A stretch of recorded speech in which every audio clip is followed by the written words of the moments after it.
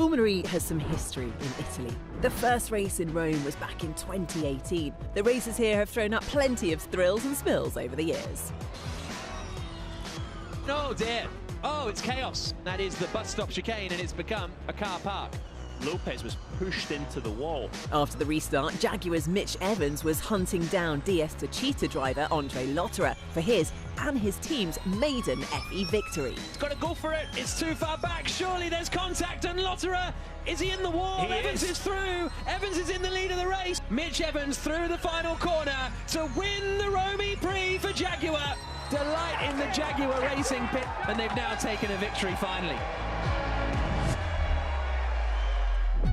A familiar face started at the front of the grid for round 13 of season 9. Good start from Mitch Evans off pole position, not bad from Sam Bird away from the grid. Keep an eye out for Sasha Fenestraz in the Nissan. A chaotic first lap saw Pascal Wehrlein sustain front wing damage, dropping the championship contender down the order. But the real drama would unfold on lap 9 when Sam Bird lost control on one of the fastest corners in Formula E. Sam Bird has crashed out. Oh no, that's absolutely huge. Sebastian Buemi into the side of him. Red flag is immediately out. Edwin Mortaria, the other driver who's involved in that. Thankfully, nobody was injured in what was one of the biggest accidents in Formula E history. When the race restarted, Jake Dennis was on the charge. Jake Dennis, he made an absolutely brilliant start, now up into third place and chasing the tail of Mitch Evans. And through he goes on the Kiwi and the Jaguar. Look at this, Dennis on the inside of Fenestraz going for the race lead. But the Avalanche Andretti had burned his energy too quickly, leaving him defenceless against the chasing pack. Mitch Evans goes through into the race lead. Frustration then for Dennis. I'm a sitting duck, mate. Cassidy to the inside.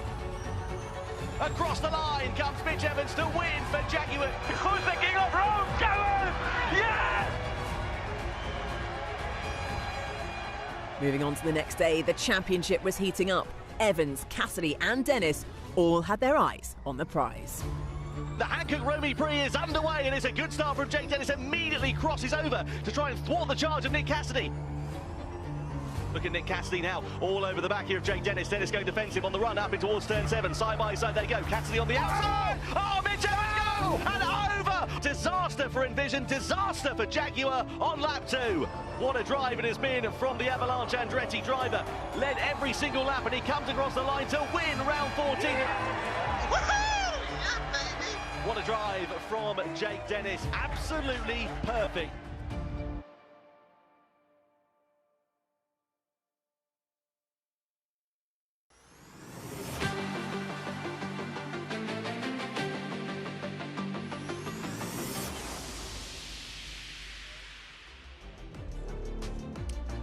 Well, here in Misano, the track temperature is heating up and Formula E's unique qualifying format is sure to bring more drama. Nikki's out there in the pit lane to talk us through it.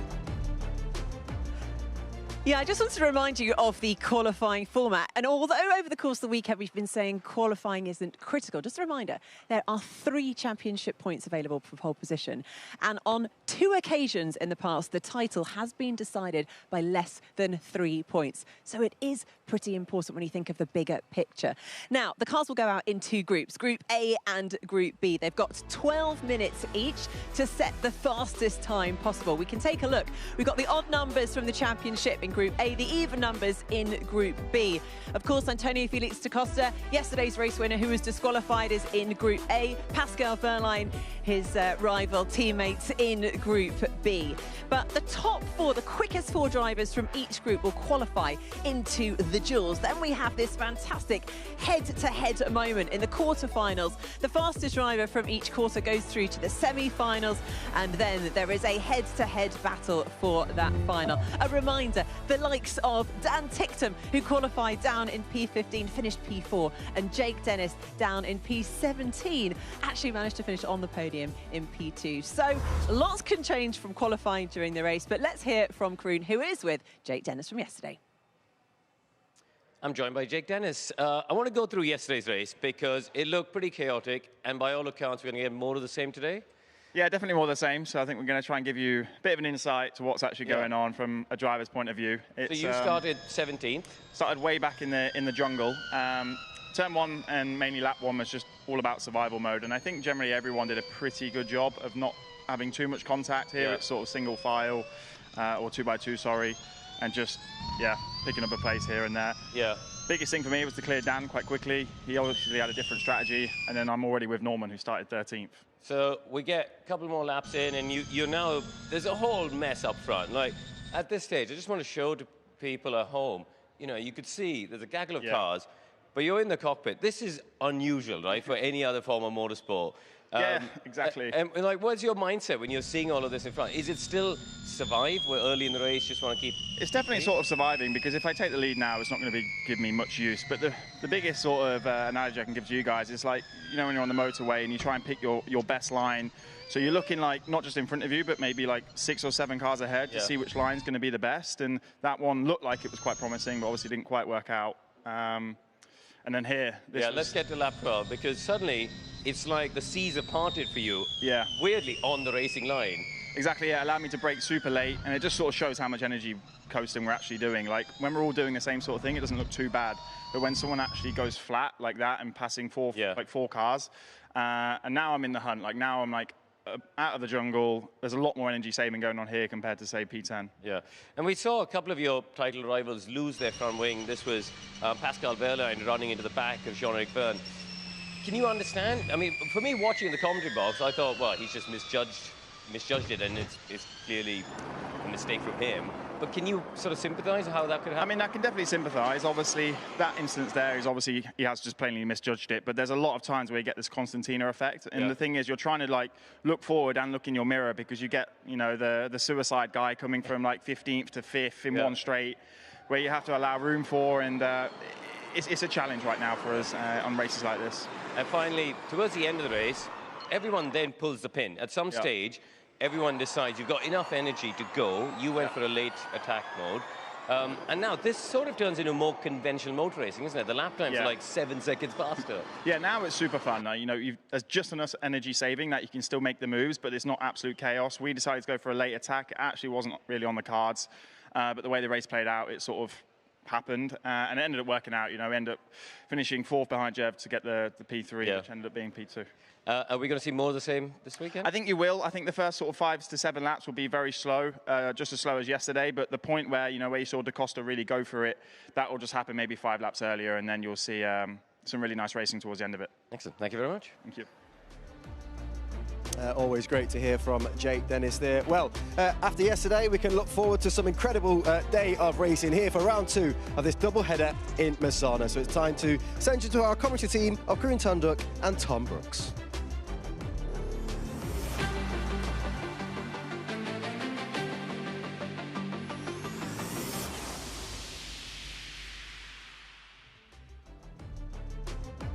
Welcome along to round 7 of the 2024 ABB FIA Formula E World Championship. We're on the Adriatic coast in Italy. We're in Misano for the second of our doubleheaders. This really kicks off the European season. Yesterday, we saw drama, we saw despair, we saw delight for some, and we saw disaster for others. The upshot is that it was Oliver Rowland who was crowned as the victor of round 6 after this man, Antonio Felix da Costa, was disqualified in dramatic circumstances some 5 hours following the end of the race. Now, qualifying, as we know, is critical at pretty much every circuit, but here especially, there's a bit more emphasis on the unknown, because we've got a peloton-style race. Energy efficiency over the course of the 26-lapper here this afternoon is going to be absolutely critical.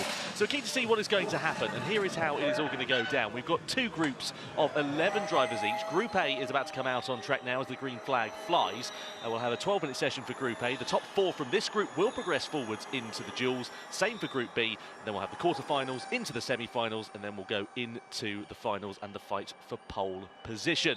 Now, yesterday we saw Mitch Evans starting on pole.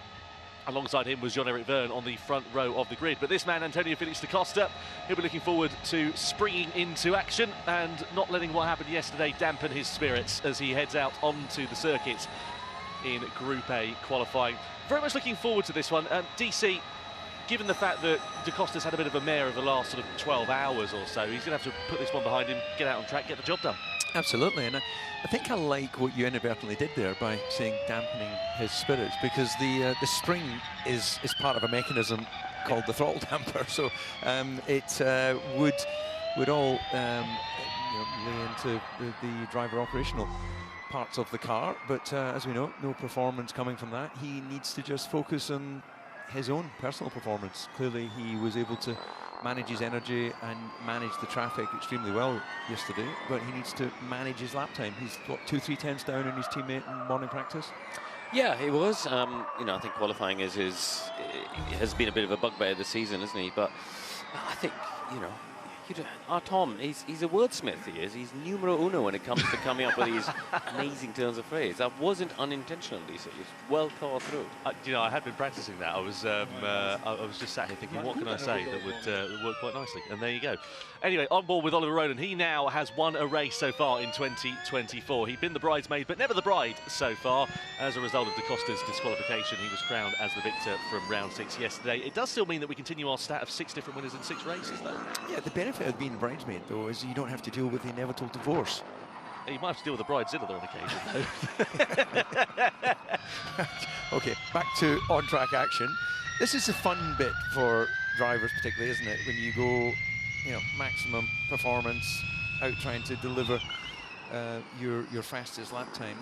It's sort of the ego glory comes from qualifying, and of course the championship result and ultimate feeling of success comes from the race later.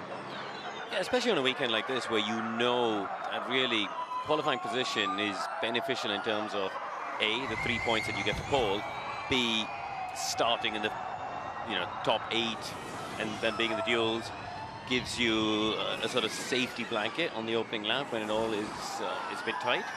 But otherwise, it is just about ego. Do you think that there's going to be a bit more prevalence to qualifying here this afternoon, given the fact that there's 2 laps fewer race distance? Do you think that will have an effect on grid position? No, from what I understand from speaking to the teams and the engineers this morning, is all it will mean is that they pull the trigger to go flat out a bit earlier. So yesterday, they sort of got to about lap 16, and then we saw the lap times jump from 126s down to 123s, and then eventually to the 119s. Today, they think that trigger point will just come earlier to about lap 10, 11 for when they start to go. But that first 10 laps of just, you know, everybody being everywhere on track will still be the case. This is Robin Fries. I was looking at this a few moments ago. Look how, he just clips the higher curb there on the inside. Turn 8 just unsettles the car a little bit. We saw Jake Dennis coming a cropper of this in qualifying. He actually ended up hitting the wall on the outside of turn 9 there, but very, very fine margins at that point on the lap. Yeah, I think that as the weekend goes on, you get more and more confident to try and straight line that chicane. There is a reaction to hitting that inside curve, but if the driver feels that he can, you know, he knows his vehicle well enough that when it lands off that it bites, digs, and then doesn't brush up against the tyre barrier. And I think also the knowledge that that is a tyre barrier with a sort of conveyor belt strapped to the front of it. It's not like in turn 2 where it's a concrete wall with a adhesive advertising hoarding. So that's not moving anywhere. But 8, if you did, you know, really launch it through the apex at 7, then you could maybe gain half a tenth or maybe a bit less than that, but it's absolutely crucial. You've got to find time everywhere. And it looks like the times have gotten closer today, hasn't it? Just watch Roland to protect the wheels. Yeah, okay, watch Roland. That's currently P1. Okay, nobody pushing behind, currently P1. 2 tenths gap, purple sector 2 and 3. We're missing a tenth and a half sector 1. Yesterday we saw unusually big gaps, I thought, in qualifying. We're used to seeing top 4s within a tenth or so. Today we got top 4 within 2 tenths, and that's a bit more normal. It's a longer lap here, so we might see slightly bigger than we see at, you know, the traditional Formula E track, shall we say. And also, they've all had an extra day of practice, haven't they? Well, exactly. Pace was really impressive this morning. I mean, what were we at in terms of FP3 pace? Robin Fries was quickest, 1:16.9. I mean, that was close enough to the pole time yesterday of Mitch Evans, which eventually ended up being a 17 flat. So it was actually slightly faster. I mean, slightly cooler, of course, this morning. But, you know, nonetheless, the track is ramping up. It's evolving, isn't it? And that's the thing about this being a permanent racetrack as opposed to, you know, a street circuit, is that track evolution seems to be that bit more prominent. Yeah, actually, Kieran, on the tyres, presumably these are tyres that have been carried over from yesterday. So used to be, when I ran many moons ago on groove tyres, that as the gauge came down, then actually gained some performance because there wasn't so much movement in the block. But of course, you don't put as much heat in the tyres. So where does it sit? I think it's a bit different here. Here it's a big thing about temperature, which is why we're seeing people like Robin Freins coming in here. They'll switch to the other set of tyres, which will just be cooler, and they can go out and try and hammer in a quick lap. As we see Gunter go to the top of the times, it's so much of their preparation around getting the qualifying right. It's about, as we see Byrne have a snap of oversteer way off the track there, and still goes quickest by 2/10. It's so much of it is just about having the tyres cool enough to have the grip towards the end of the lap, like Byrne had there. You know, if the tyres are hot in the last couple of corners, you will have those snaps oversteer, because it's normally the rears that go sky high in terms of temperature. Yeah, we do talk about it a lot in terms of the operating window for these Hankook tyres. Very narrow, as Nico Müller just slots it into third quickest. De Vries also going up into fourth fastest. In terms of FP3 this morning, good run from Nick De Vries. Ended up stopping on the circuit with a technical problem. Got back to the garage, Control-Alt-Delete, reset the car, and then ended up finishing 9th place at the checkered flag. Let's have another look here at Jean-Eric Vergne coming through the final corner. Yeah, as he's gone beyond the curb and dropped down onto the painted concrete, that's the point at which the oversteers kicked in. He would have been at full throttle at that point as well. And yeah, that's not as pretty as he would have liked, but I think that the gain through the apex would have outweighed any loss from that slight kick of oversteer. Yeah, he's got an opportunity here, Jean-Eric Vergne, to equal the pole record of 16 that's currently held by Sebastian Buemi as well. He was very close to that yesterday. Eventually had to settle for second best to this man's teammate, Mitch Evans. Mitch, a pole position once again in Italy. Last time he was on pole was actually Rome last year, where he won from there. Wasn't able to repeat that feat yesterday. Eventually ended up finishing in 5th position in the second of the Jaguars. Nick Cassidy, meanwhile, didn't make it into the duels for round 6 here. Just having a bit of a conflab here with his race engineer on the radio, and had sent a bit of frustration on the body language there. Doesn't look very happy at all. No, I mean, as you say, he hasn't done a time at the moment, bottom of the times. Needs to get on with it, hasn't he? He's actually going to leave himself, I think, probably only time for one lap. Yeah, clearly technical issues there. It'd be good to try and see if we can get an update exactly what's going on. Meanwhile, back on board with our championship leader.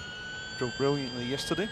Yeah, 9 points he now has in the title race over the reigning champion, Jake Dennis. So hugely impressive from Oliver Rowland. His consistency has been metronomic so far this year. Of course, very fortunate to inherit that victory. But yeah, interesting hearing him actually talking before this one. You know, he said I think he'd like to do it on track and stand on the top step, good and proper. He is kind of putting together the season a bit like Dennis did last year, didn't he? In terms of consistency, he's on a good lap at the moment, fastest of anyone in Sector 1, 10.5 up as we come through the chicane. Pretty tidy through there, I thought. Didn't use all the width on the way out. Not fast of anyone in Sector 2, but still quick. Yeah, I think for the exit of turn 9, I'd have my engineer put some sort of really slippy,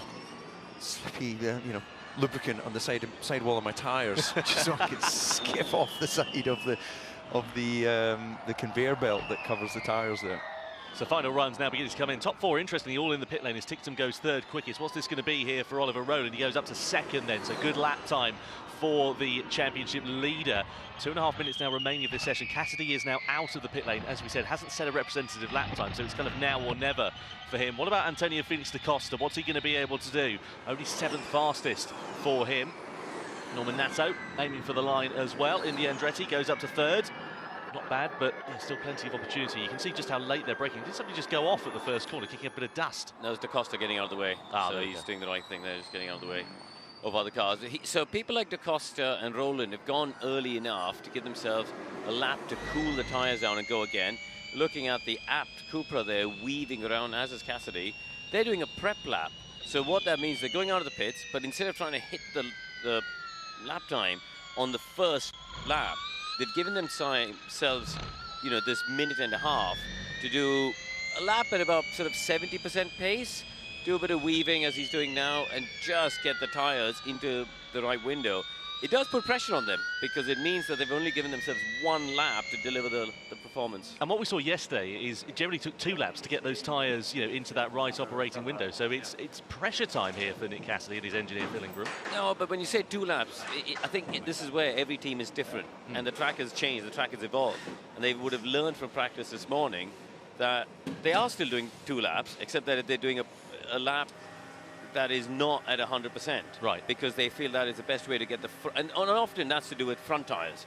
It's to do with getting the front tires up to the right temperature without overheating the rears, and you've got to find that balance. Yeah, Nico Müller just outside of the duels as it stands for now. Was very quick yesterday, made it into the duels in that at Mahindra.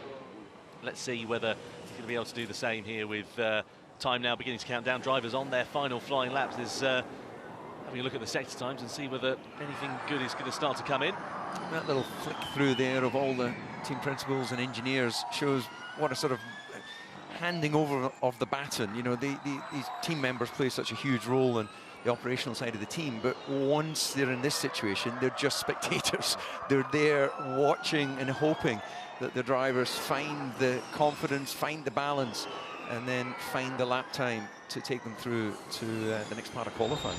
Dan Ticktum here, very quick yesterday in the race. 4th place he eventually was classified following Da Costa's disqualification. Checker flag is now out at the end of Group A qualifying. Personal best for Ticktum in the 2nd sector. This is looking pretty good. Roland's on a bit of a flyer here as well. The time screens are lighting up here in the last couple of moments of this session. Yeah, I mean, we're seeing personal best. Roland, Sector 1, Gunther and Muller all doing very strong. Nick Cassidy's come together for a very strong Sector 1. Can he put the lap together? It's a good, as you say, good opening sector. A couple of tenths up on Jean-Eric Verne in that first sector. Doesn't look like he's improving. Dan Ticktum goes up to 4th fastest at the moment, but surely that's going to change. Roland's backed off here on his final flying lap. He's just allowing the Envision to go through as Freins goes up to the top of the order. What about the Mahindra of Nick de Vriesen as he comes to the timing line? Only 8th quickest doesn't improve, I'm afraid to say. A few more lap times still set to come in. Nick Cassidy looking pretty handy in the 2nd sector there as well. Personal best for him. Roland does come into the pit lane as we ride on board here with Max Gunther. Can he put Maserati into the duels? It's close, but it's not close enough as Da Costa goes up to 3rd quickest as well, but he gets his lap time deleted for track limits. Roland goes through into 4th place. De Grassi improves up into 5th position, but Cassidy goes top of the lot at the end of Group A qualifying, to the delight of Jaguar and to Phil Ingram. So into the duels from Group A will be Nick Cassidy for Jaguar, Robin Freins for Envision, Nico Müller for Abt, and Jean-Eric Verne for DS Penske. Antonio Felix da Costa, with that lap time being cancelled, it's cost him very dear. He'll be right towards the back of the field. Very good to know where he did the track limits. Yes, I've not seen anyone stay within track limits. Well, exactly. I mean, we're told that Cassidy's first lap actually got deleted for track limits as well. But as you said, Dave, yesterday we didn't see anyone lose time for track limits, so it's very confusing. No, Oliver Roland, he backed off on his final flying lap and misses out crucially on the duels. The championship leader out of qualifying in the group stages as well. Not the start to round 7 that he wanted.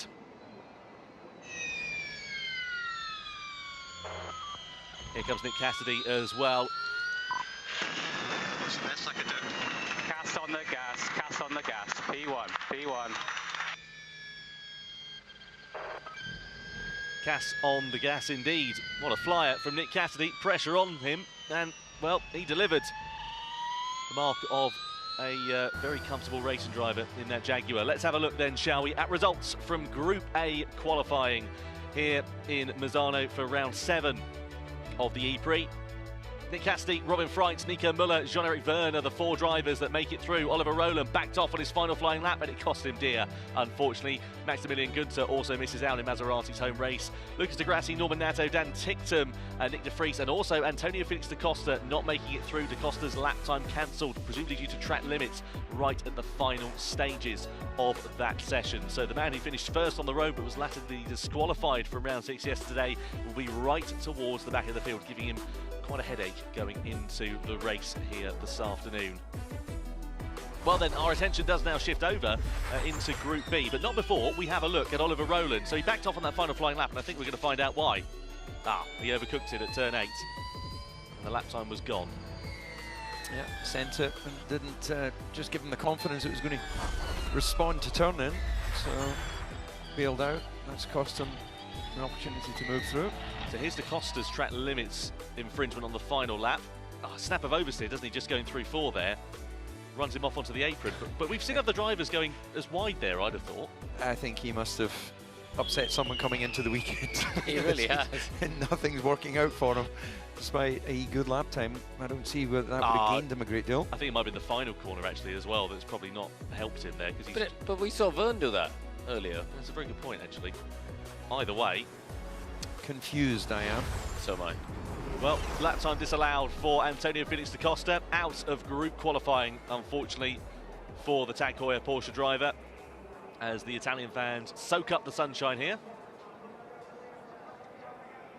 And looking forward to Group B qualifying, another 11 drivers ready to go out on track in just a few moments' time. Unfortunately, this man won't be taking part, Lucas di Grassi.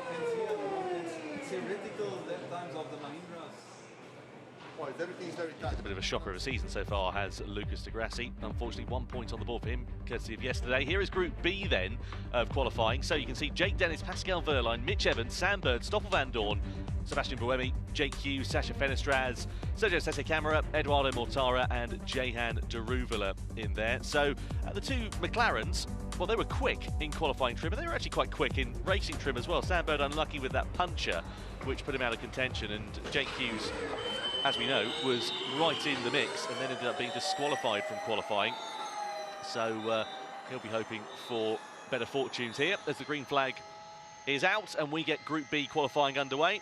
Here's the pole sitter from round 6, Mitch Evans, making his way onto the circuit. Don't forget about the Formula E Predictor app on the bottom left-hand corner of your screen as well. Scan the QR code and tell us who you think is going to make it into the duels, and indeed when those duels happen, we'll get the percentages up on screen as to who you think is going to beat the other driver. So onto the track, and time for those first lap times to begin coming in. James Barclay, bit of a race of two halves for him and the Jaguar team yesterday, DC. Of course, we saw this man, Nick Cassidy, ending up in the pit lane, new front wing, and ultimately no points on the board. Mitch Evans got himself into the top 5. Do you think he would have been a bit disappointed with that given where he started? 100%. You know, did all the hard work, getting himself a clean run at turn 1, taking pole position, and then to end up 5th, just slightly out of sequence when it really mattered. And I guess he'll have learnt from that, and he'll try and apply it today. And Nick Cassidy damaged that front wing. It was all over when he had to come and replace it. So second group of drivers now out onto the circuit. Here is Nick Cassidy. Great job from him. Pressure was really on. He did actually set a lap time in that first stages of group qualifying, but it was disallowed again due to track limits. So pressure was really on, but he was right there when it mattered. And as such, we'll see him advancing into the duels. We won't see this man, though, going any further. Oliver Rowland, he'll be so disappointed with that. We know that qualifying isn't as critical here as it was, say, in Tokyo a couple of weeks ago, but nonetheless, a lot of drivers want to get themselves further up the order, Karun, to just keep themselves out of the riffraff. Yeah, no, absolutely right. Sergio Sette Camara is under investigation for speeding in the pit lane. So that's an unusual thing to happen because you don't really need to be rushing out there in the session, but that'll be a fine of some form. Mitch Evans gets us underway in this Group B qualifying. So he had an okay day yesterday, didn't he? P6 at the MP5 with the Costa disqualification. But I think he was frustrated because he thought he had the potential for more and could have been in that fight with Dennis, perhaps further up. Thought he got muscled off the track with Max Günther at one point, and that cost him, you know, position in the grouping. So he, I think he'll be looking for more, especially after seeing Cassidy go to the top of the times in the first group. And he got scrappy, didn't it, at certain points in that race, especially in the opening few stages. Let's go down to the pit lane for the first time, then catch up with Nicky, who is with our championship leader and the man who sadly doesn't progress forwards into the duels, Oliver Rowland. Indeed, Oliver Rowland clearly pushing hard in that quali lap. What happened? Yeah, the first lap was pretty good. I've been struggling a little bit in turn 8 all weekend, and I knew I had to put it on the line, and I just locked the front. So, yeah, a bit disappointing. I think we could have gone through, but still P5 in groups, pretty okay. We should start in the top 10, and we know we can pass here. So, yeah, should be a good race. Given what you learned from yesterday, obviously a fantastic result for you and the team, but what's the key to success going to be today? Well, I think, again, trying to be efficient, making up positions at the right point in the race. But yeah, look, to be honest, this isn't our best track, but if we can score some solid points again today, it's good for the championship. Prediction? Results? If I can be top 5 or 6, I'm happy. All right, lovely. Thanks very much, Oliver Rowland. This isn't our best track, and yet he ended up taking the win yesterday. No, exactly. But again, you know, not putting any pressure on himself. If he can be top 5 or 6, he says he'll be happy. This is someone who's taken a long view, you know, a season-long view. And like you were saying with Dennis, you know, getting the consistency in the championship last year, could well be teeing himself up to do that. Yeah, this is Jake Hughes just running on to the apron on the outside at the first corner. But this was earlier. He's now again had another moment there. He had a lot of rear instability just on the most recent lap as well, coming through there, and then had a snap oversteer at turn 2. So he's not had a good run of it so far in this session. Yeah, the man Something's obviously changed. Well, I was expecting to see a kick of oversteer and then a correction, but he didn't seem to have that. It's almost like he just realised, okay, I'm not slowing down as much as I needed to.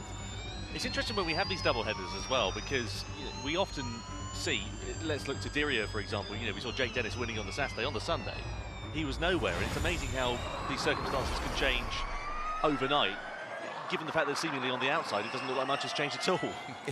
Well, it's always motor racing is very much that day in history. It's lap times, you know, it's why when people used to look at, you know, what lap records of circuits were, it was so dependent on what the weather conditions were on that particular day and whether you were there. Whether you put your lucky pants on or that sort of thing. Yeah, well, how did you know that? No, he genuinely has lucky pants. Do you still have them? They're in the museum, Scott. Been retired. Thank God. Across the timeline we go, meanwhile, with Stoffel van Dorn down towards the first corner.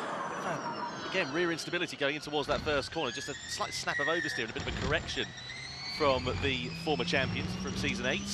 And again, really wide on the exit of Turn 4. Have to be a bit careful if, given what we saw from Antonio Felix da Costa and lap times being disallowed, is anything to go by. This is a fantastic shot. Really gives you an idea of how these cars clamber over the curbs. Into the right. Also great to be able to see the weight transfer on what are very stiff race cars. You wouldn't really imagine there'd be a lot of movement, but you get a perfect example there.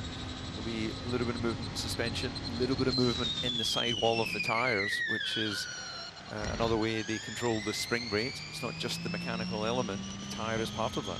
And of course, the Formula E cars, they've got the weight of the motor because they're recovering energy and harvesting energy under braking from the front axle, which is unusual for most single-seater, well, for any other single-seater category, really. So it's that's why you see that extra weight transfer when they get on the brakes.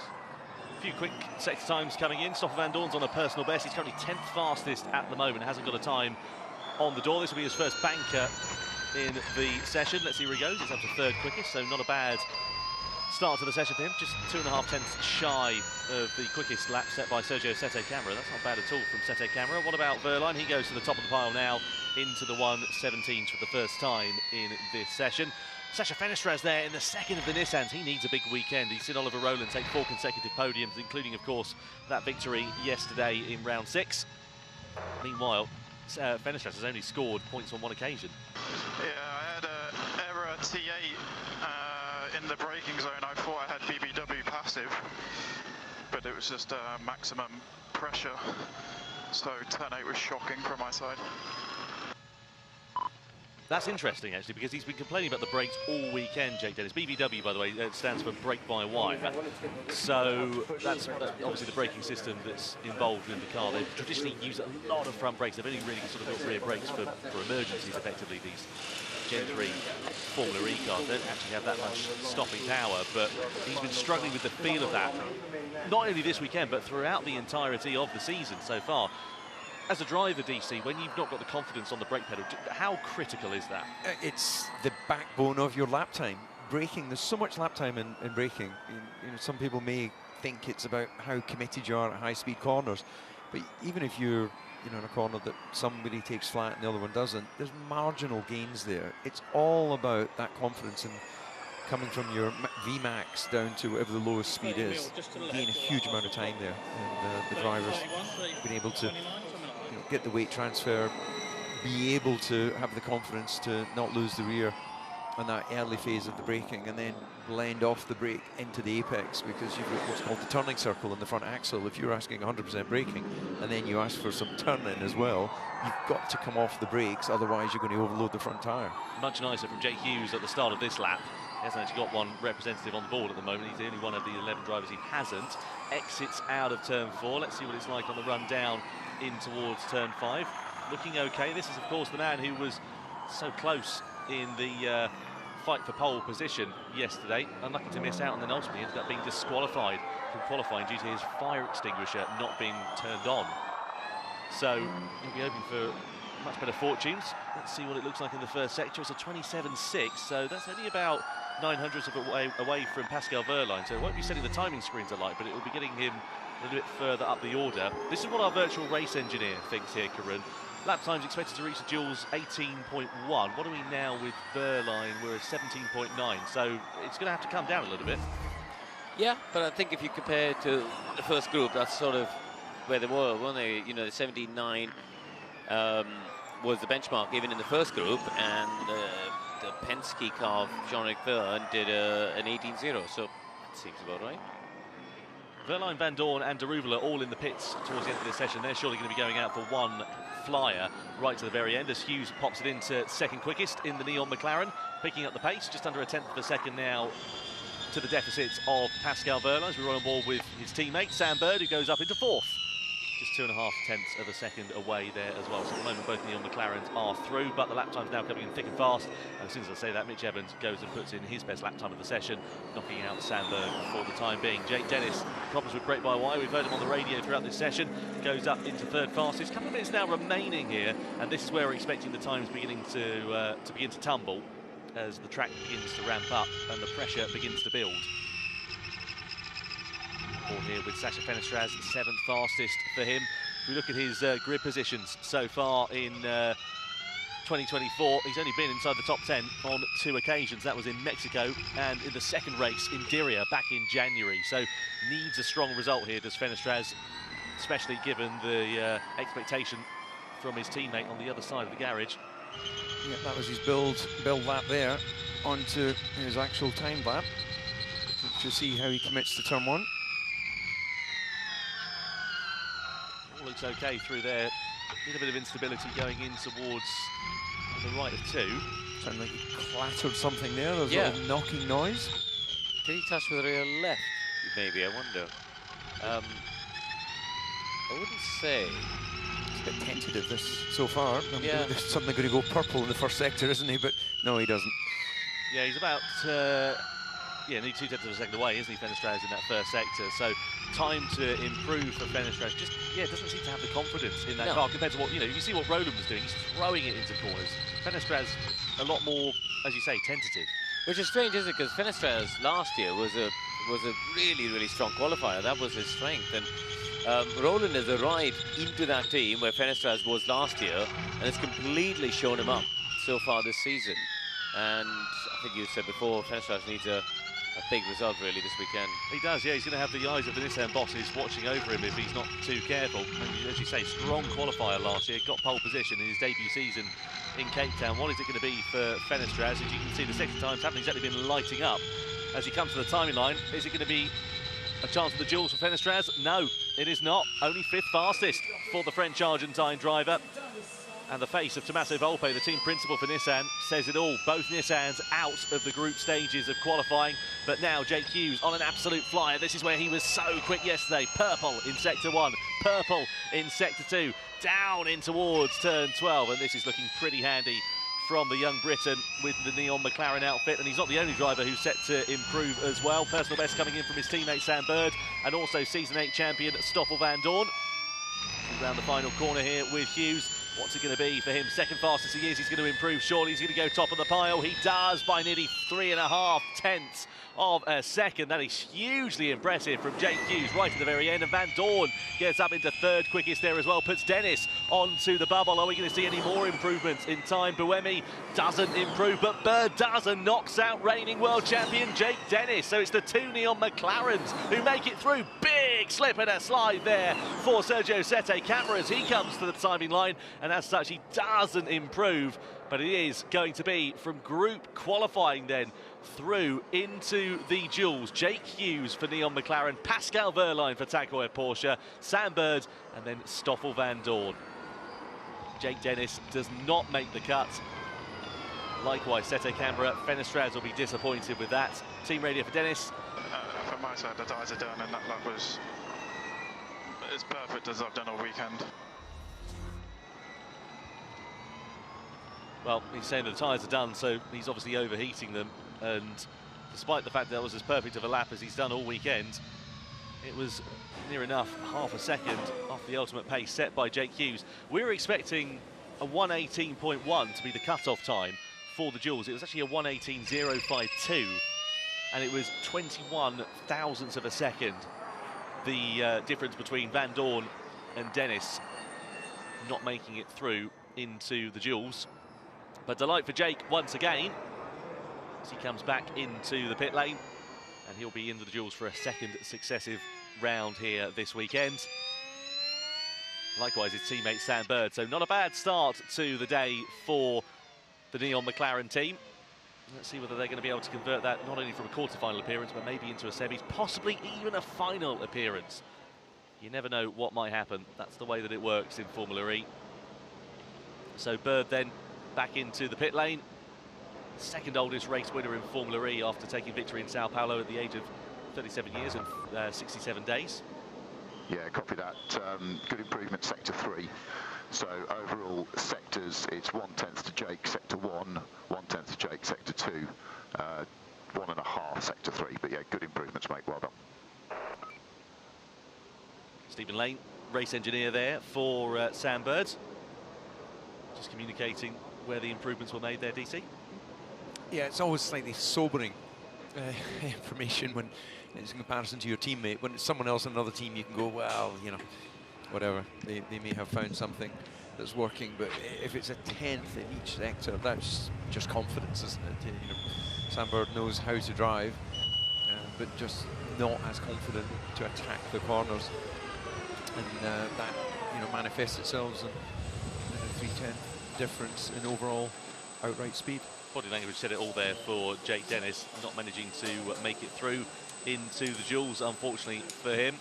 And that's the second successive race in a row as well. So then, Group B qualifying concludes. Duels on the way in just a couple of minutes' time here in Misano.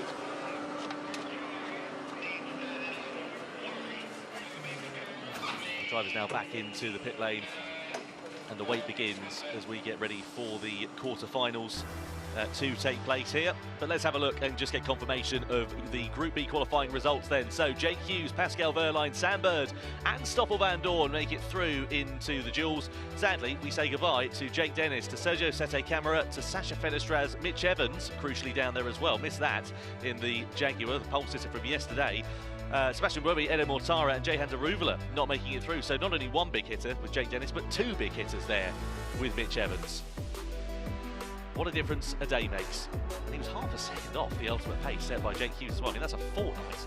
Yeah, there's something, you know, the wheels haven't quite come off the wagon, but they're not far away from it. Half a second around this racetrack is a whole load of imbalance and lack of confidence. Not so for this man, as the Brummie gets out of, the Brummie or the Birmingham lad, whatever you want to refer to him as. Jake Hughes, I should say, rather, gets out of the Neon McLaren. This is Jehan Daruvula. He didn't make it through, and I think we saw him going a little bit wide, yeah, down at T1. Looking the front axle, straight off onto the apron on the outside. Let's have another look here. Yeah, well, as I was talking about the turning circle, he was asking 100% of those tyres for braking, and then as he started to turn in, it just generated understeer, unloaded that inside tyre, and left a sort of Red Arrow style smoke trail coming out the back of the car. Yeah, handling like a shopping trolley into that first corner there for Jehan Daruvula, unfortunately. You doing much with shopping trolleys around the supermarkets? You know, here and there. I once got cut up in a race in Summerfields, you know, but I tell you what, I got them back on the inside. The old switchback worked quite nicely in my favour. Yeah, it's all about who gets the checkout first, isn't it? Oh yeah. Formula E predictor. Scan the QR code in the top left-hand corner of your screen, and you can tell us who you think is going to be progressing forwards. In terms of the quarter-final duels, we're going to have Nico Muller versus Robin Freit. We'll have Nick Cassidy versus Jean-Eric Verne. We'll have Pascal Wehrlein versus Sam Bird as well, for that matter. Come back to that in a moment. Let's have a look at Sergio Sete Camera. This is the sideways moment he had at the final corner. I mean, he was on opposite lot before he even got over the curve there. Yeah, massive amount of crossed hands as he drifted the car. Yeah, you'd fail your driving test for that one, wouldn't you? Yeah, you're not allowed to, rather bizarrely, you're not allowed to cross your hands. I'm not really sure why that. Keeping your hands attached to the steering wheel would seem to me that you're in control of the vehicle. Fortunately, not such a problem for racing drivers, as the Misano fans watch on.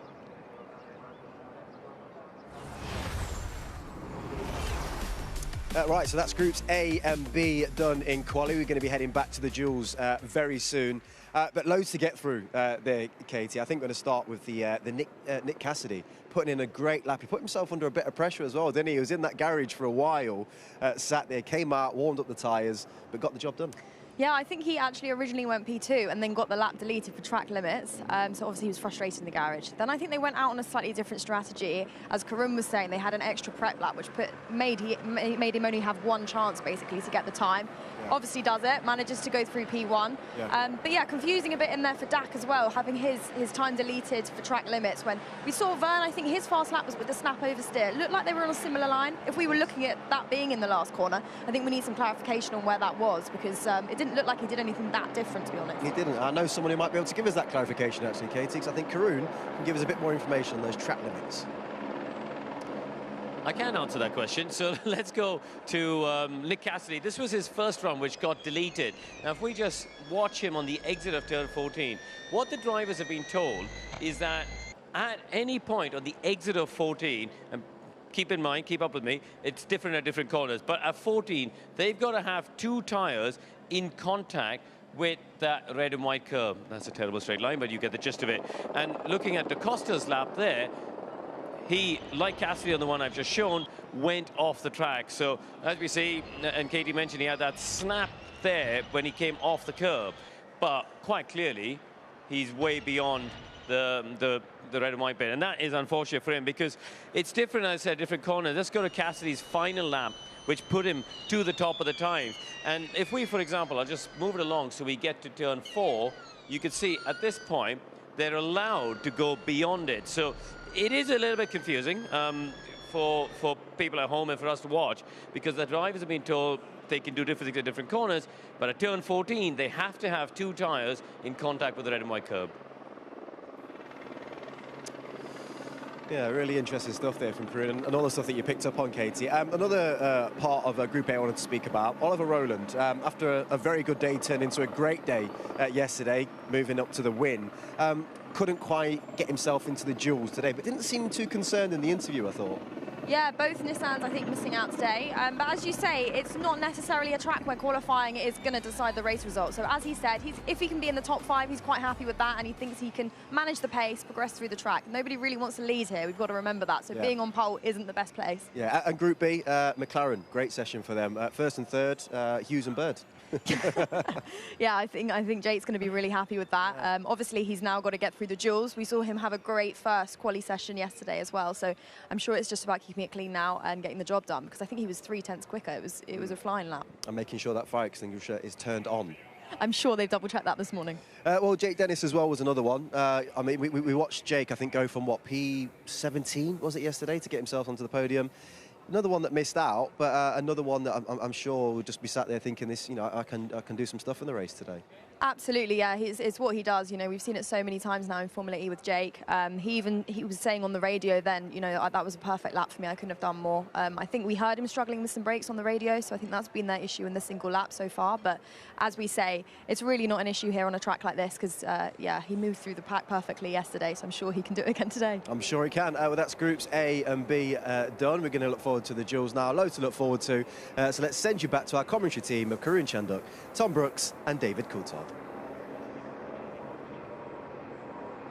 Yeah, thanks very much, Casey. Thanks, Jermaine, as well. Looking forward to getting the quarterfinals underway for the duels here for round 7 of the ABB FIA Formula E World Championship. We've just had 2 group stages. We've seen 4 drivers from each of them going through to make 8 in total, of course. And now we're about to see the first of our duels. We'll have 4 sets of quarterfinals, then 2 sets of semi-finals, and then, of course, 1 final to see who is going to be crowned as the pole position holder for this round in the championship. Fortunately, the sun is shining, the weather is getting warmer, and it's about to heat up on track 2. Let's have a look at some highlights, shall we, from the group stages of qualifying just a few moments ago. Here is the big news that championship leader Oliver Rowland from Group A did not make it through. Robin Fright, on the other hand, in the Envision, did manage to make it in there as well. Whilst we look at some highlights, let's go down to Nikki, who is with Jake Dennis, one of the drivers who did not progress forward in the group stages of qualifying. Our most recent champion, of course. Well, it was a busy qualifying session, that's for sure. Jake Dennis just missing out there on getting through to the duel, starting from the 5th row on the grid. We heard on the radio a few complaints about braking. Tell us more. Yeah, it wasn't easy out there for me. It was a lot better than what it was yesterday, but ultimately, yeah, we've just missed out on the duel, which is better than 17th, but nevertheless, same old really, just really struggling with the braking software at the moment, and yeah, it punished us then on the final lap when it looked like everyone improved and, you know, my lap was over by T1, so yeah, less work to do today, starting P10 or P9, but yeah, it's just a bit frustrating for me right now with this qualifying situation. Are you feeling a bit nervous that the performance isn't there with the car? I mean, I think you also said on the radio that that was the best you could have done. Yeah, the lap which put me into the P3 at the time was actually really good. I sort of just fluked it. I haven't really done a lap this weekend, which feels good. And honestly, that lap then felt the best I've ever done, and it still wasn't enough. And yeah, obviously it knocked me out in the end. But I just don't feel comfortable in the car right now. I've been really struggling this year, and last year I was so in tune with it, and this year there's a lot changed, and it's just underneath my left foot. It's just not giving me what it should do, and yeah, punish me on when you only get that one lap. All right, well, thanks very much, and good luck for the race. Hopefully we might see you on the podium again after yesterday's great performance. Yeah, thanks, Nikki. Thanks to Jake Dennis as well. He has had a bit of a tricky time at the office over the course of this weekend. In terms of qualifying, in terms of the race, been absolutely fine. He was on the podium yesterday, let's not forget. Finished 3rd on the road, elevated to 2nd. Let's have a look, though, at the qualifying dual splits then. So, in the quarterfinals, we'll have Nico Müller for Abt Cupra and Robin Fright for Envision going head-to-head. Then it'll be Jean-Eric Vergne, started on the front row yesterday, but up against Nick Cassidy on this occasion. Then Sam Bird, winner from Sao Paulo, will be going head-to-head with the winner from Mexico, Pascal Wehrlein, and Stoffel Van Dorn with Jake Hughes to conclude things. Of course, one driver from each of those quarterfinals will go through into the semis, and then likewise the same from the semis into the finals. And we'll see who is going to be lining up at the head of the field.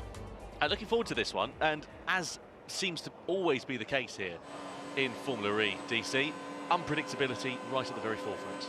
It is, and it's interesting, just hearing from Jake there, just how sensitive, you know, talking about earlier about braking being absolute key to backbone of your lap time, and he lost the confidence there. And I'd like to try and understand a bit more, actually, from Karun, just, you know, the influence of the software on that braking phase, because, of course, with Regen, we know they're not using traditional sort of brake discs and retardation in that respect to go into the corner. So, you know, the battle of the software engineers.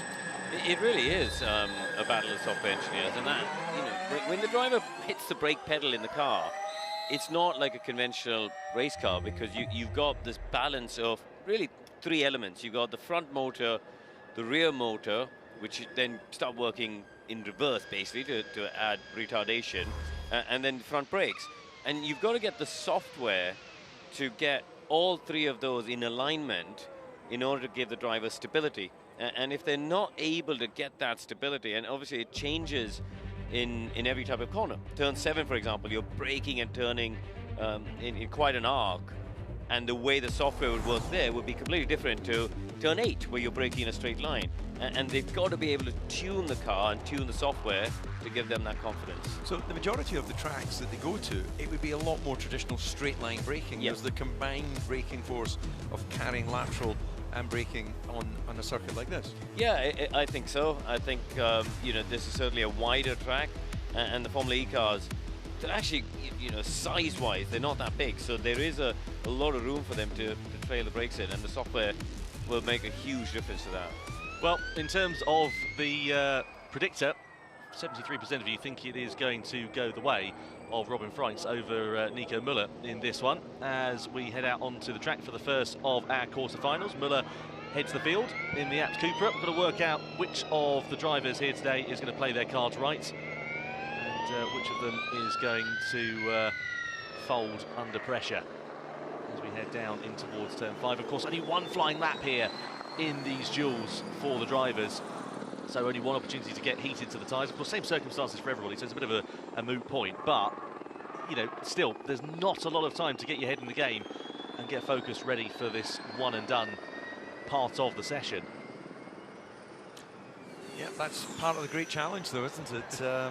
This is arguably they've got more time to get their head in gear. This is the longest lap on the Formula E calendar, so maybe there's too much time. Oh, you were never a big fan of one-lap qualifying, were you? I was not particularly good at it, is another way of saying it.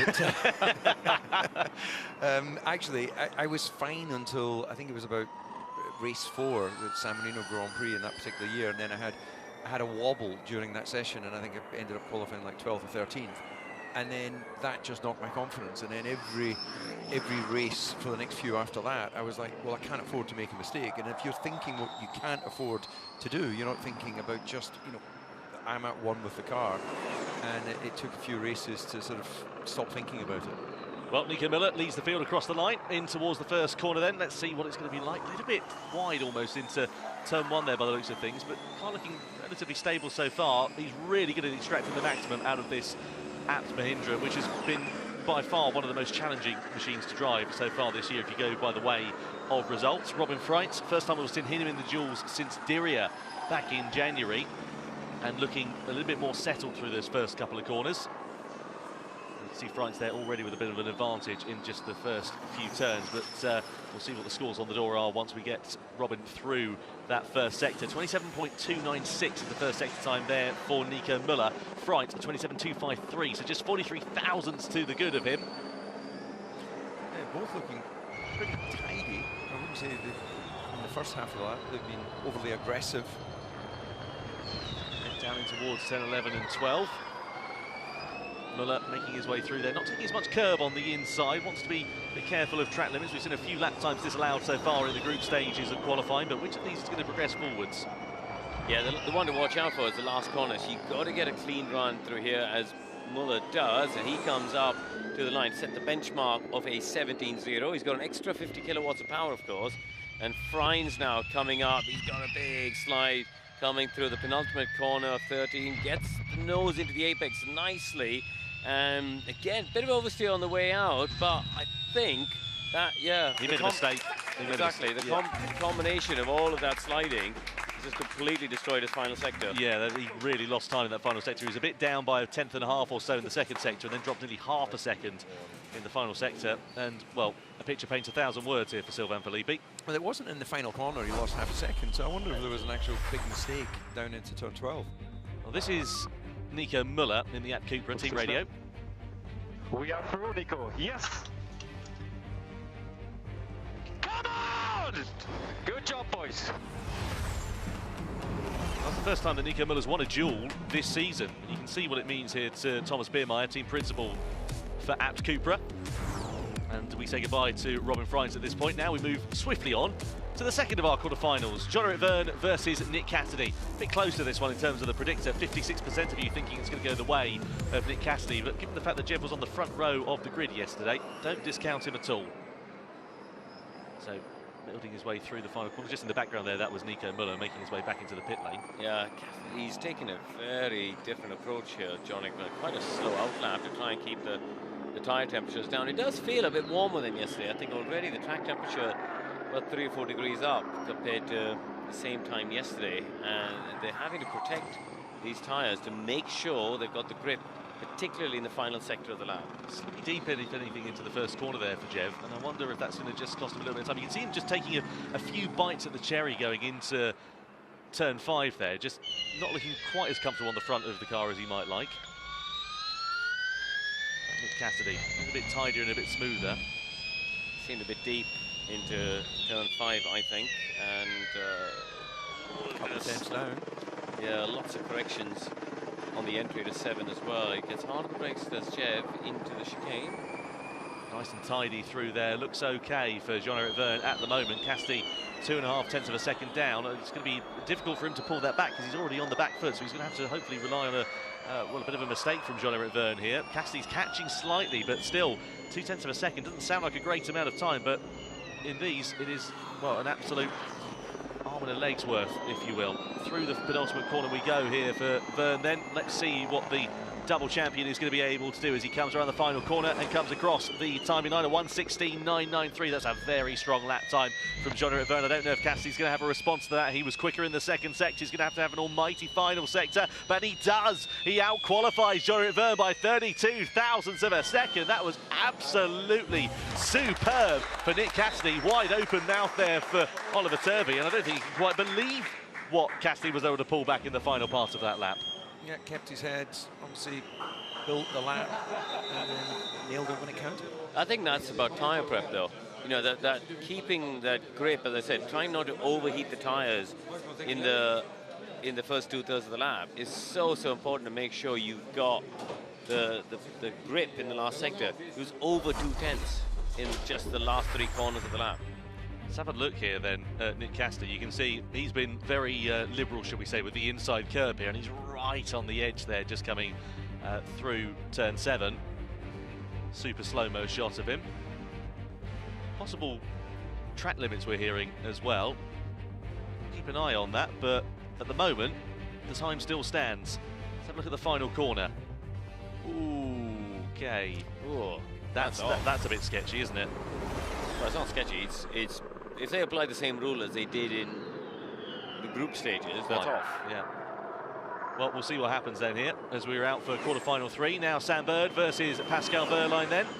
As they come across the timing line, Bird leading this one at the moment, so he's slightly ahead on the lap compared to the German driver, the former championship leader, Pascal Wehrlein as well. Bird looking pretty good in that McLaren. We know that McLaren's got pace. We've just seen it in the group stages with both of these drivers. But what's it like over the course of one lap? See the tyres there and hear them chirping, trying to find grip. As he exits out of turn 5. Bird with the advantage here in the first sector. This is going to be a turn up for the books. Are we going to see Wehrlein possibly being knocked out of the quarterfinals? Neat and tidy there through 8 and 9 DC. Yeah, avoided the apex curve at turn 8. So not wanting to unsettle the car, but nice and committed to the exit of the turn 9 past the tyre wall. Yeah, Bird, we know, of course, is the most experienced driver in terms of Formula E, or one of the most experienced drivers alongside Lucas de Grassi. Through the final couple of corners then comes Sam Bird as he comes to the timing line. What is it going to be for him? We've seen a 1:16 and we see another, a 1:16.954 for Sam Bird. Is Wehrlein going to have anything in his locker? It's very close between them, less than a tenth of a second separating them as they come to the timing line then, and Wehrlein does it by just 72 thousandths of a second. Like Nick Cassidy, he makes it all up in that final sector. And we see a rare smile there from Florian Modlinger, as you can see the delight for the Tag Heuer Porsche team, as Wehrlein knocks out Sam Bird in the quarterfinals. Looks happier with that result than when his driver won yesterday. What are you suggesting? just observing. maybe he builds up to be happier on a Sunday. Bit like Ron Dennis and you and Mika, isn't it? Yeah, indeed. Just have a look at this final corner here for Pascal Wehrlein. Does he flirt with the exit of the track? Looks a little bit tidier. Yeah, 2 wheels on the curb, all okay. Nick Cassidy's lap time has been disallowed, we're just seeing as well. So absolutely spot on calling there, Karun. He was too wide at the final corner. Cassidy will not go forwards into the semi-finals. It'll be Jean-Eric Verne who does. Over to the quarterfinal 4 then. 71% of you have got faith in Jake Hughes compared to just 29 for Stoffel Van Dorn. No surprise at all given Hughes' pace that we saw yesterday. Originally 4th on the grid until he was excluded from qualifying due to his fire extinguisher not being turned on. Van Dorn now the all-time leader in dual stage appearances. This is his 24th. As he comes into the first corner in the DS Penske. Jake Hughes winds it up. Only his 2nd season in Formula E, Jake Hughes, as we now split it on board. So what we've done is we've slowed this down, essentially, so you can see it where they're equal on the circuit, and we can hopefully pick apart the difference in lines and driving styles here. Well, I think what we've been seeing is just how aggressive some drivers are on cutting inside curves. They both look fairly similar through 5. Hughes with the advantage, though, in that first sector by nearly 2/10 of a second. Very different lines there, sorry Tom, very different lines. Van Dorn, a much tighter approach through 7. Hughes using the wider line, and still eking out just a little bit at every bit of this lap, isn't he? Yeah, and we know it can all go wrong in that chicane, but both those drivers navigate it with ease, and Hughes is pulling out even more an advantage, 3.5 tenths of a second. This is an absolute cracker from Jake Hughes, and despite it not being a bad lap by any means from Stoffel Van Dorn, I don't know if he's going to have anything left in his locker to answer to the call as we go over the timing line.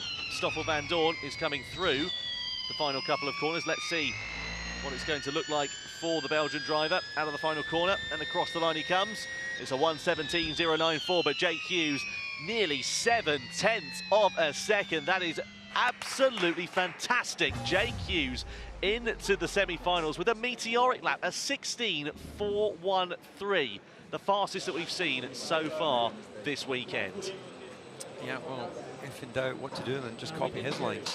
He wasn't cutting quite as much as Stoffel was, but really at one with that race car. 16.4 is a seriously fast time, isn't it, compared to anything we see from anyone this weekend. What do you reckon you'd do if you were given enough laps? That'll do, mate, that'll do. Oh, that felt good, actually, that one. I bet it did. I'm visualising a 16. Are you? If you can do a 4, someone can do a 3. Yeah, I could do a 16.3 and just have a 2 at the front of it rather than a 1, I reckon.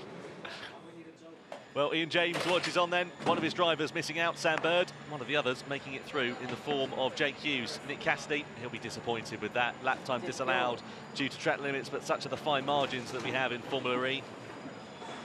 And unfortunately, he will go no further than the quarterfinals. And it means that we'll see Nico Müller versus Jean-Eric Vergne in the first of the semis coming up in the sunshine here.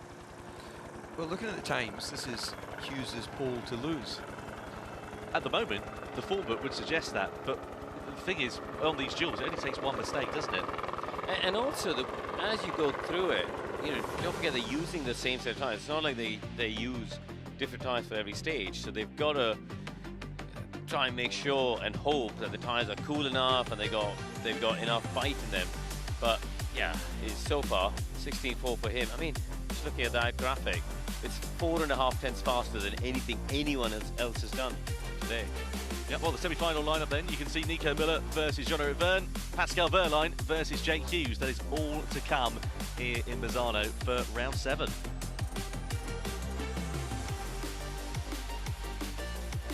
Well, they're looking forward to that in a few moments' time, but you're keen to see how it's all going to play out here. If you were a betting man, it would be hard to go against Jake Hughes, but stranger things have happened. I tell you what, it's such a picturesque part of the world, this place, isn't it? It's stunning. It is, Were absolutely. you not telling me this morning it isn't that popular with local Italians? Not from what I understand it, no. I think the Italians, from my understanding of it, view this as a bit of a Blackpool, if you like. Even though we look at it... to alienate a city. Sorry, no. What's wrong with Blackpool? I love Blackpool. Do you like Blackpool? I've been to the Pleasure Beach many times. Yeah, what's wrong with it? It's Blackpool. Anyway, before I get myself in trouble and banished from Blackpool, I'm going to go down to Nicky, who's in the pit lane with Sam Bird. Well, Sam Bird, yesterday, obviously, you had a punch that wasn't your own fault, so trying to make amends for it today. But what happened in that lap against Pascal Wehrlein? I was super close. I wasn't displeased with my lap. I knew that there was a 10th on the table in the final sector, and he beat me by half a 10th. So it is what it is, but we're starting like 5th or 6th again, which is kind of where you want to start these kind of races. So I'm not displeased with that. I mean, looking at the pace, you led part of the race yesterday. You were up kind of in the top 4 for most of it. Are you happy with that? Feeling confident going into the race? Yeah, we'll see what happens, but I'm feeling good for today. Not giving too much weight. All right, thanks very much, Sam Bird. Keeping his cards close to his chest then is Sam Bird. Here then is his teammate Jake Hughes. Good lap time from Hughes, as we said. Not long to go until we're out on track for the first of the semi-finals, and it will be Nico Müller versus Jean-Eric Vergne first time around. Fans watching on, keeping cool in the shade. It's actually quite warm here now. It's about 24, 25 degrees. Ambient air temperature. In terms of the track temperature as well, that is beginning to ramp up quite a lot also. See Pascal Wehrlein there down in the pit lane. He'll be out with Hughes in a few moments' time. See how it's all going to work out here for Wehrlein, former championship leader, of course. winner of the Mexico City E-Prix back in January. And, well, needs another good weekend here to get himself into contention after non-score yesterday in round 6. Ended up, of course, having some damage going into the pit lane. And unfortunately, that was his race run. Meanwhile, his teammate, of course, Da Costa, ended up going to take the checker flag first. And was then latterly disqualified. We'll see this man out in a few moments' time. Jean-Eric Vergne as well. Double Formula E champion. Only one to win it, of course, in 2 generations, in Gen 2 and Gen 3.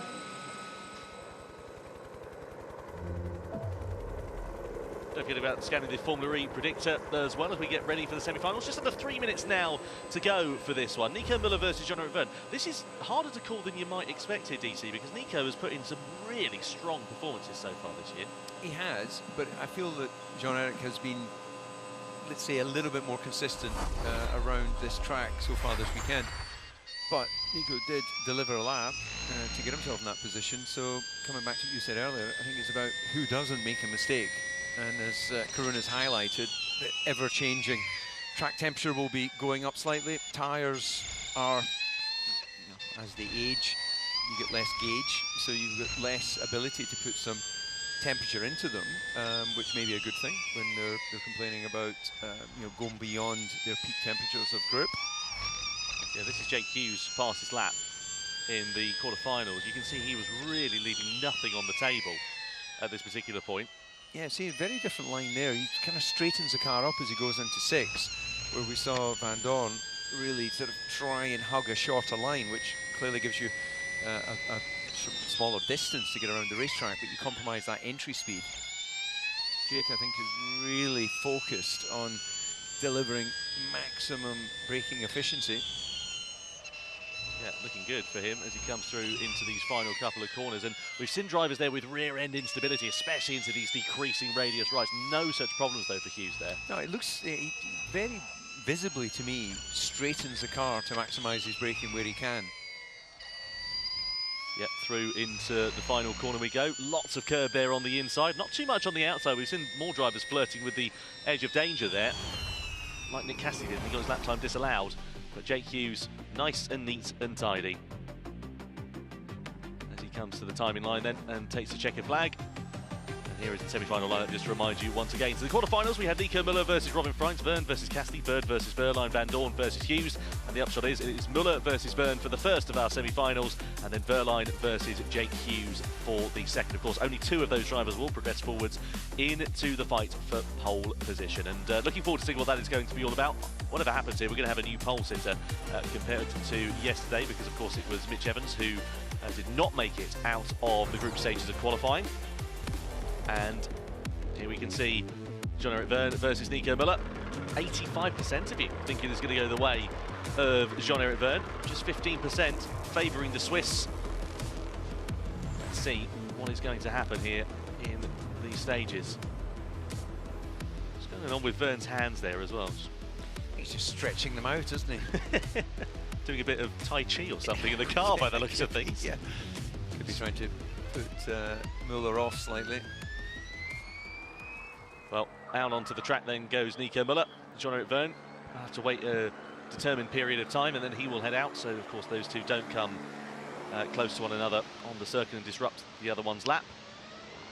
And Vergne just sat there waiting, now ready to go out onto the circuit. Let's see how this is all going to work out. Well, near enough perfect weather conditions, Goldilocks weather, as I would refer to it as, because it's just right out there. Not too hot, not too cold. Reminds me of Scottish summer.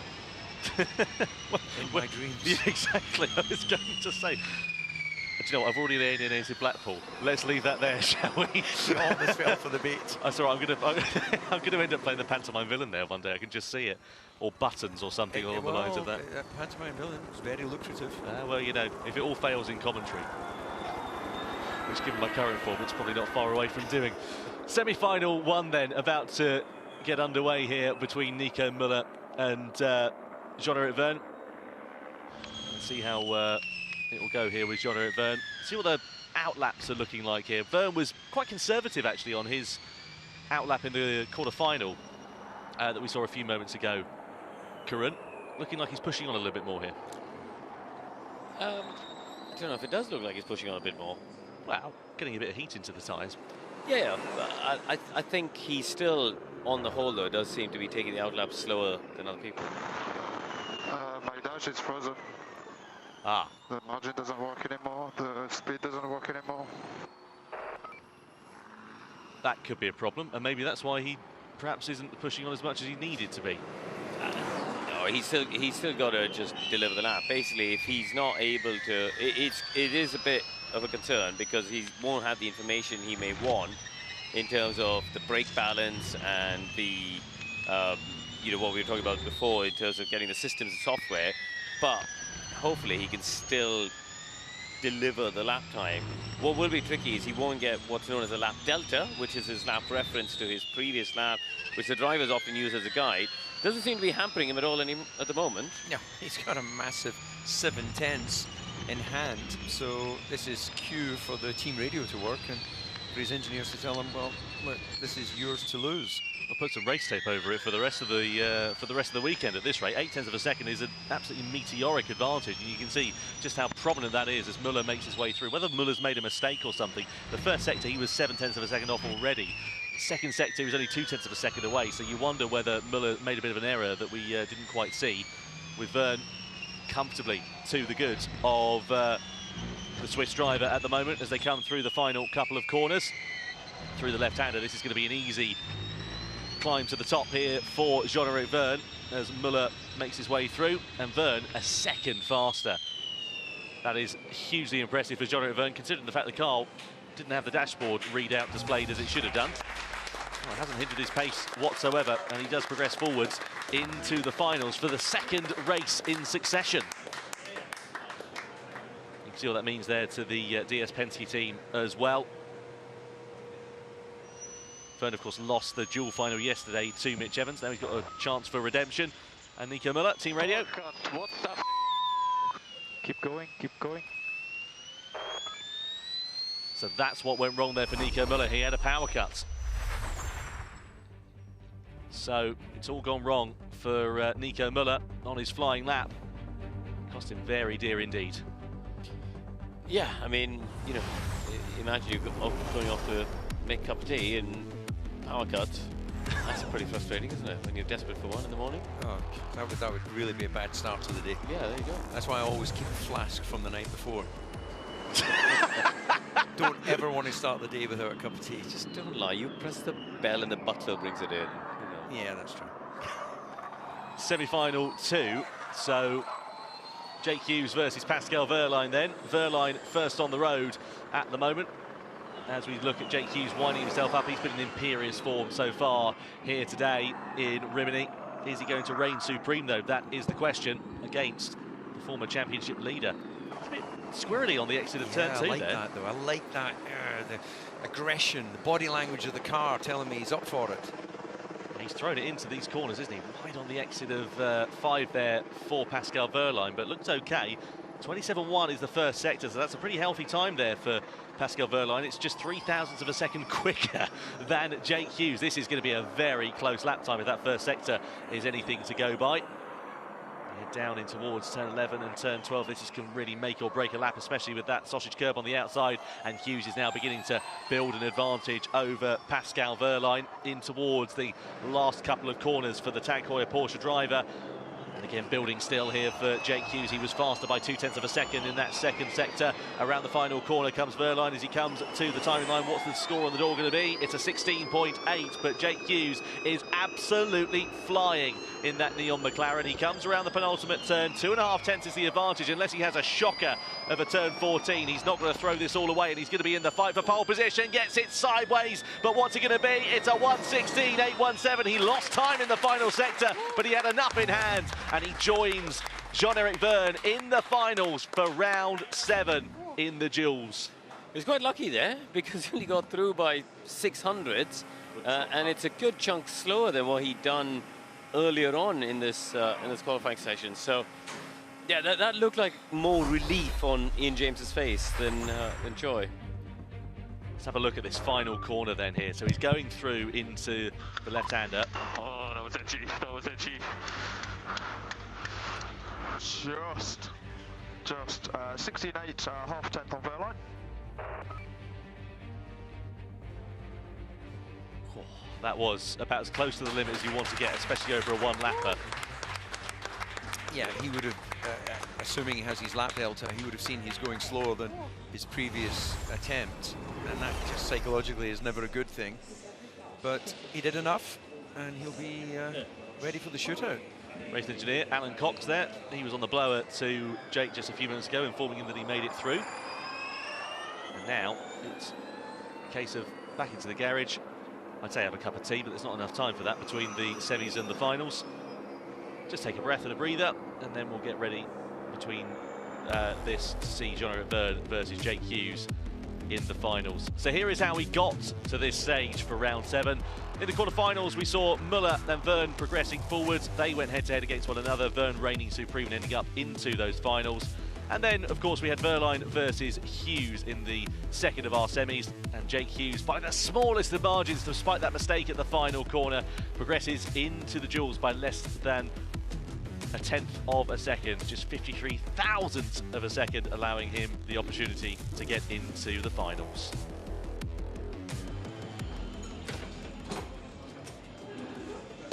Well, track limits have been an important topic over the course of this weekend here in Misano. Let's go down to Karun and find out a little bit more about why it's so important here in Misano.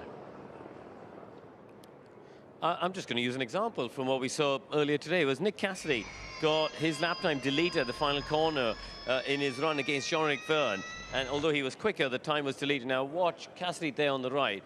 Just go back a little bit there. And you can see, if I just zoom in, his wheels have gone over that red and white curb. In contrast there, Pascal Wehrlein on the left at the same point has got the wheels on the curb. And that is the difference. The drivers need to stay in contact with their left wheels on that red and white curb. Unfortunately for Nick, that didn't work out. But I think Nicky Shields caught up with him earlier to find out what he thought. Nick Cassidy was incredibly close. 34 thousandths of a second between you and Jean-Eric Verne, but unfortunately that lap has been disqualified for track limits. Yeah, that's right, yeah. Earlier, I think, during the practice session, you also had a lap disqualified for track limits. Do you think that's going to be an issue in the race? I don't think it was my fast lap in practice. I actually got a lap deleted in practice for someone else. But, yeah, I don't think that'll be the biggest issue in the race. Okay, what's the biggest issue going to be? I feel there's an emotional Nick Cassidy at the moment. Can you tell us any more? No, when I'm fired up, I perform my best. I think we're seeing that today. I was mega in the group quali. I did my best effort in the duel. I think I did a good job, and so this is when we see the best of me. Okay. All right, thanks very much, Nick Cassidy. Well, short and sharp there for Nick Cassidy. You can visibly hear the frustration in his voice and see it in his body language there as well. This is him just in the garage after qualifying, after he, well, made it through provisionally and then exceeded track limits at that final corner. This is a mock final, so what we've done here is put the fastest laps from Jake Hughes and from Jean-Eric Verne together from the semi-finals, and so we can sort of dissect exactly how it all plays out. As we go through into turn 12 there, you can see similar sort of lines there, but Hughes really throwing the McLaren into that penultimate corner in particular. And it's that final sector where lots of drivers have been strong, but that is where Hughes got so close to the limit and was very lucky to not lose all the time that he built up over Pascal Wehrlein over the course of that lap. But now we're just a few minutes away from getting the finals underway here for round 7. This is going to be exciting to see which of them is going to emerge on top between Jean-Eric Verne and for Jake Hughes. Of course, we saw Verne in the fight yesterday. Can he go one better than second on the grid?